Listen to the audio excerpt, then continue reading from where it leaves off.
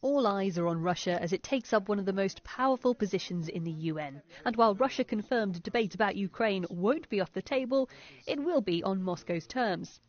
It plans to hold a briefing on the Minsk agreement, the deal signed in 2014 aimed at ending fighting in the Luhansk and Donetsk regions.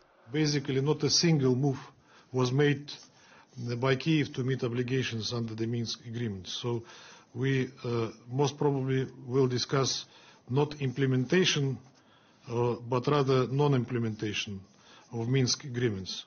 As President of the Security Council, Russia cannot stop debate on other issues backed by more than 9 member states. And while Russia can use the position to shape the conversation, analysts say the country's not expected to throw its weight around.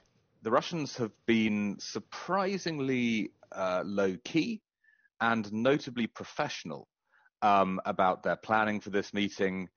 They are going to use it as an opportunity to put pressure on Kiev over what Russia says is Ukraine's failure to fulfill the Minsk agreements, but they don't seem to want to turn it into a massive circus. Ambassador Nebenzia said he hoped ongoing tensions wouldn't spill into other areas of UN business, but did confirm Russian Foreign Minister Sergei Lavrov will no longer be travelling to New York to chair a ministerial-level debate on the situation in Afghanistan. The UN has some big decisions coming up on what to do with its political mission in Afghanistan and how it deals with the Taliban. So that meeting could have been useful.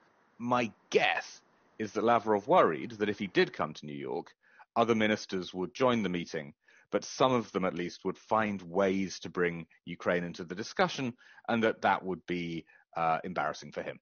The start of Russia's presidency comes a day after heated exchanges in the Security Council, in which the US and Russia traded allegations over Ukraine in a debate that ended with political impasse.